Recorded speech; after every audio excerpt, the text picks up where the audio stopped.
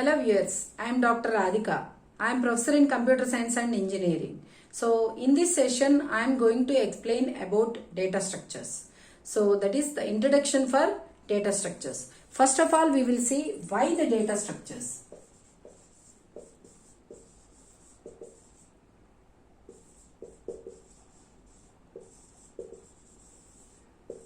What is the need for data structures? So human requirements with computers are going on to be complex day by day.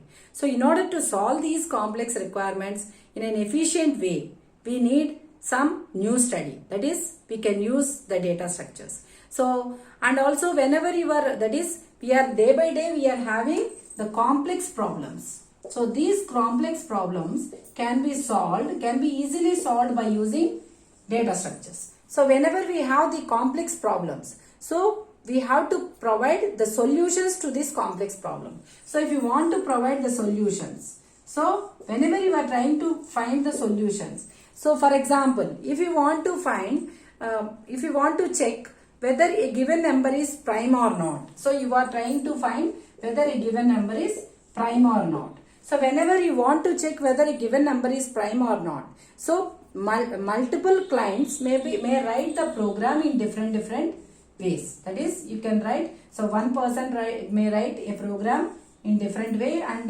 that means whenever you are trying to solve a problem, for example, so either it can be in mathematics or in computers. So the solution, you will have number of solutions. Similarly, whenever you are trying to write whether a given number is prime or not, even though the concept, that is checking the number means what? So here you will see that it is whether it is not divisible by any other number except 0 and 1. So different people may write the program in different ways. So that means what? We may have different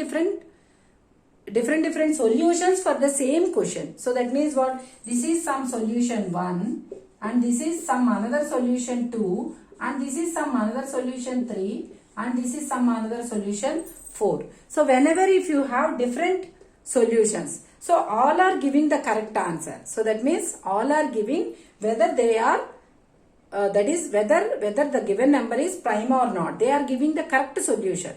So that means what? All are correct.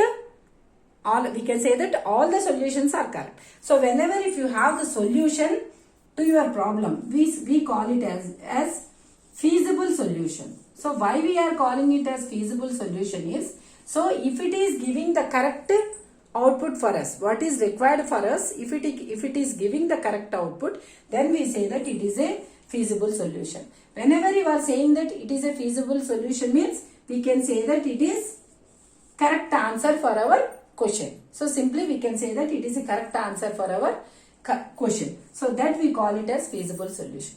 Whenever if you have these feasible solutions, so then here we have 4 different solutions. Suppose now if I want to use any one of these solutions, which one I have to use? Which solution I will use? So whenever you are trying to use some solution, then what solution I can use? So then what I will do? Even though all the 4 are right, I will choose for the best.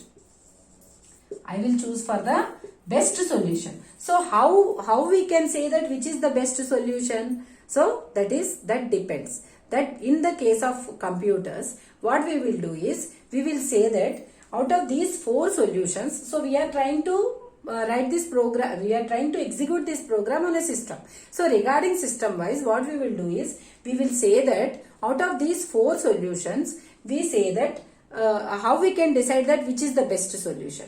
So what we will say is, we will say that whichever solution is using the minimum resources of your system, then we call that particular solution as a best solution. So which one is the best solution?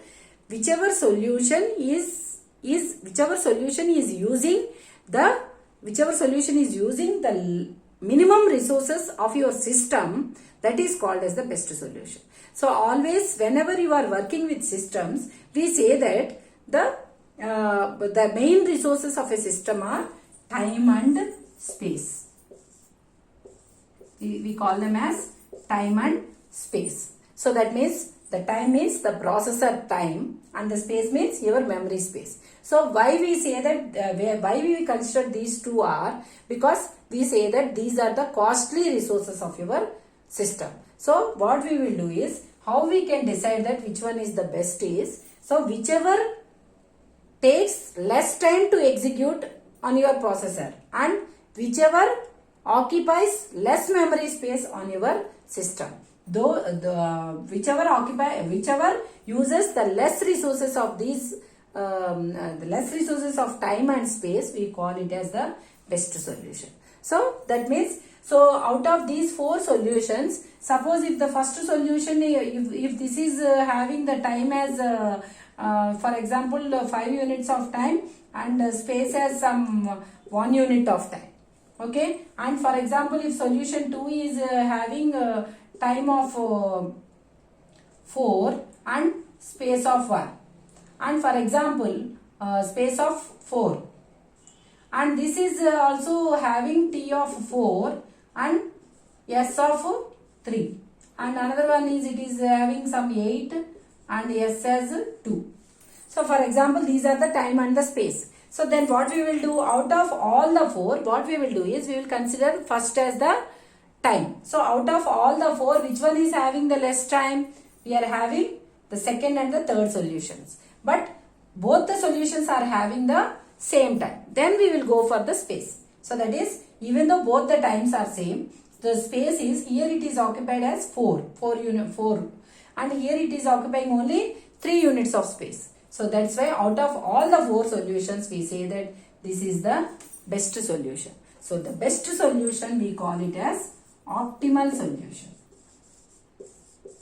We call it as an optimal solution. So whenever you are trying to find the optimal solution for these complex problems, so you, as an efficient tool, you can use the data structures. So the data structures provides efficient optimal solutions for complex problems in minimum time and minimum space. So this is one reason of why we want to use the data structures. And one more, for example, if we take another reason. So whenever, for example, here we have 4 different solutions. So now latestly we have one more solution, that is solution 5. So this is best than, even though best than this one. So then what we will do? We will go for solution 5. So that means always we will go for the latest solutions. We will go for the latest solutions. So that also, so that means our data structures provides the latest solutions to the human requirements. And one more advantage of using this data structures is, whenever if you want to use the data structures, so the data structures can be implemented in our basic, nowadays basic C language is used as a basic computer language. So it can be implemented in different computer languages. That is, you can write the data structures, you can implement the data structures simply by using C language, by C++, Java, Python, and so on like this, etc. So that is, our data structures can be implemented using many different languages. So that's why data structures are very much important. So now we will see what is meant by a data structure.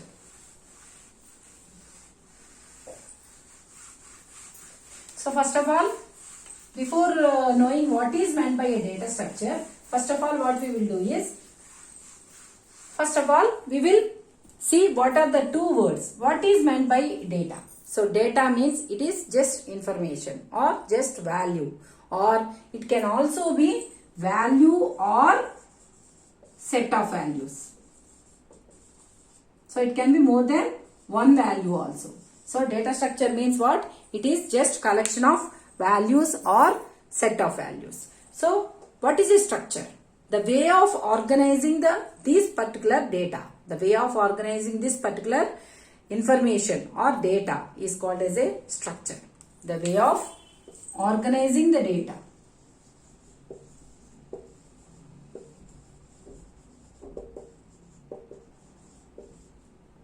Way of organizing this data is called as structure.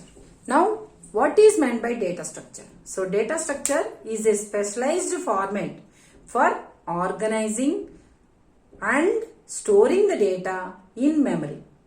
So, we will organize the data and also we will store the data in memory, and that also considers not only the elements. So, that is the data that has been stored, not only the elements stored but also their logical relationship between the individual elements of the data. So, that means to be simply we can say that data structure, it will first of all store the data and it will organize the data.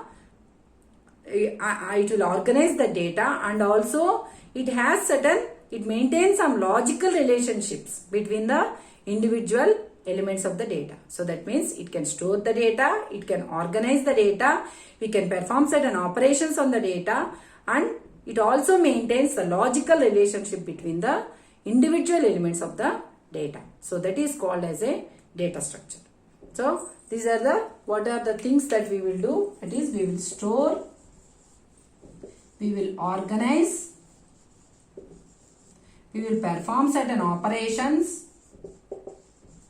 and we will maintain some relationships also. So this is what is meant by a data structure.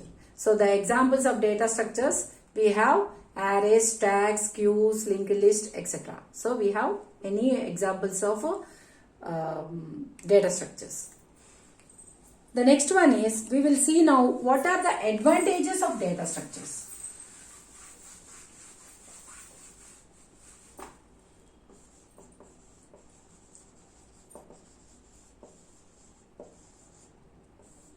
Advantages of data structures. So whenever if you want to find the solutions for your complex problems, so you can use data structures. That is, the first one is efficiency. The advantage of using a data structure is efficiently. So whenever you are trying to find a solution for your problem, you can use the data structure, different data structures efficiently. So that's why we say that the data structures can be, we have multiple data structures that can be used for our complex problems in order to get the solution. So one of the advantages is efficiency. The second one is, we say that reusability. The second one is reusability. What is meant by reusability is, whenever if you want to write, whenever you are trying to use some code, for example, if you are using C language, so we are using the code, that is the built-in functions that are being developed by the developers, we are using them in our code. Similarly, if you write something, if you write the solutions for different problems using the data structure, then these solutions, if you want, you can give it as a libraries to other users. So that means once it has been developed, it can be used by others. So that's why we say that it has the opportunity, it has the capability of reusability. So this is one another advantage of data structures, that is reusability. Once it has been written, it can be used by many others. And the another one is abstraction. What is meant by abstraction is, so we say that data structure is an abstract data type. So that means whenever if you want to write, if you want to implement some problem where your data is so much important. So in such a type of situations, what you can do is you can use the data structure. So why I am saying that you can use the data structure is, so that means my information is important for me. That is, it is somewhat a secured information. So I am not interested to give my information to others. So then what I can do is I can implement the the solution for my problem by hiding the information. That is, you can hide the details. That is, you can hide everything and just you can provide an interface. That is an interface for the clients. So that means what? You can hide the data, you can hide the implementation, how it is being done, how it is being performed, and you can you can give that just an interface of your executable to the others. That is called as abstraction. This is also another advantage of data structures. And the fourth one is processor speed. So whenever you are using this data structure, the execution will be fast. So that's why we can also use data structures for complex problems. And the next one is data search.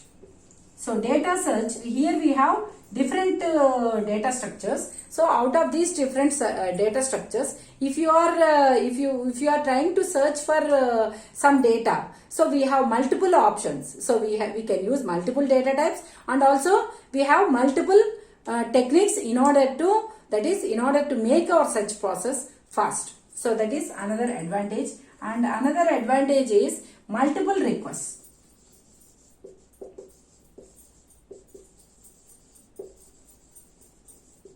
So that means whenever we are working with data types, so data structures, so what we can do is, so suppose if the data structure is written, that is the implementation has been done once, it can be shared by many clients. So that means it can handle multiple requests. That is another advantage of data structures. So these are the different data structures advantages, the reason why we can use different data structures in our in order to get the solutions to our problems.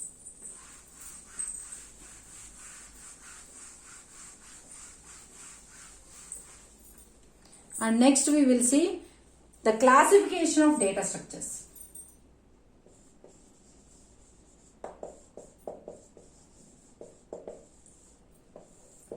Classification of data structures. So whenever if you want to know what are the different classifications of data structures, so data structure is mainly we have two different types. One is called as primitive data structures, and another one we call it as non-primitive data structures.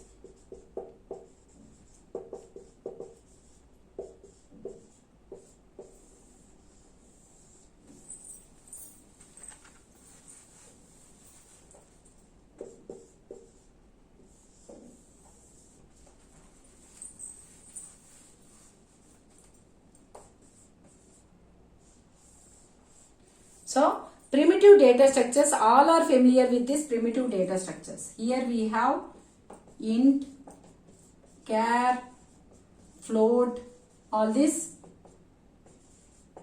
different types. So this is familiar with all of us. Now we will study about what are the non-primitive data structures. So again, non-primitive data structures, we have two different types. Those are, the first one we call it as linear data structure. We call it as linear data structure. And the another one we call it as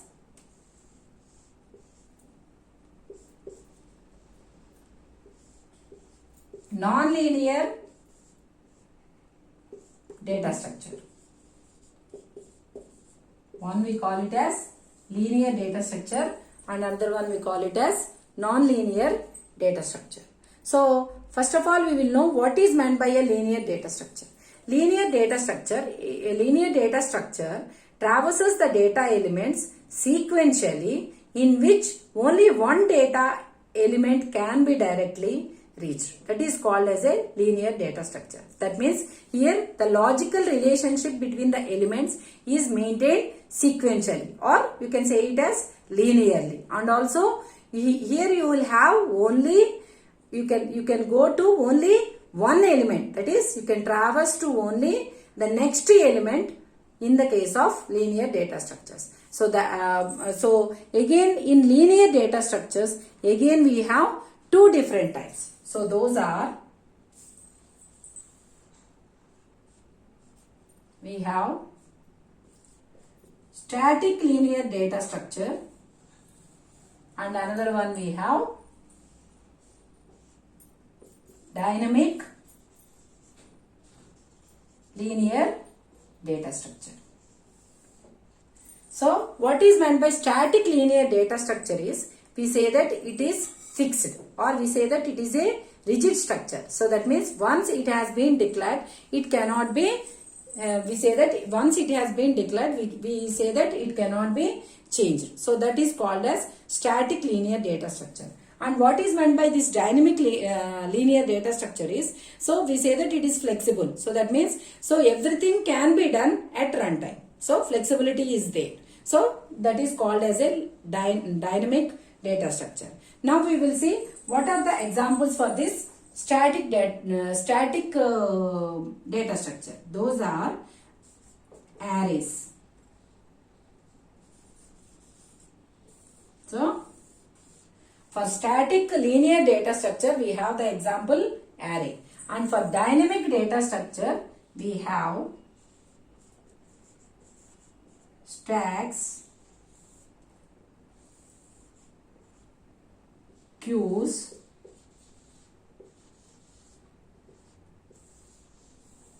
and one more is linked list.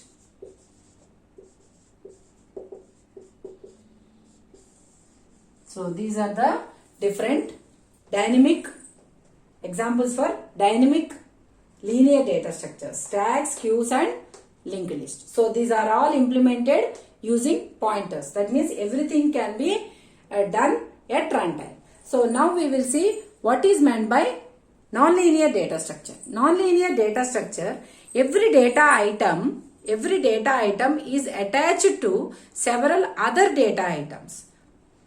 What we will do, here we will an item is attached to several other data items in a way that is specific for relationships. So that means here, whenever if you say in linear data structure, the relationships are maintained sequentially or linearly. That is, the data items are maintained linearly. But in the case of nonlinear data structure, we say that the data items are not arranged sequentially or linearly. So, and also one more point is, here it is linked to, that means we can traverse to the next element. That is only one element. But in the case of nonlinear data structure, you can traverse to the next more than one element also. That is, you can traverse to several other data items. So here each element is attached to several other items. That is called as a nonlinear data structure. And again, in nonlinear data structure, you have two different examples. Those are trees and graphs. So we have two different nonlinear data structures. Those are trees and graphs. So this is the classification of data structures. So now in the next sessions, we are going to see in detail about all the data structures in detail. So thank you for watching, and if you like my video, please like, share and subscribe to our channel.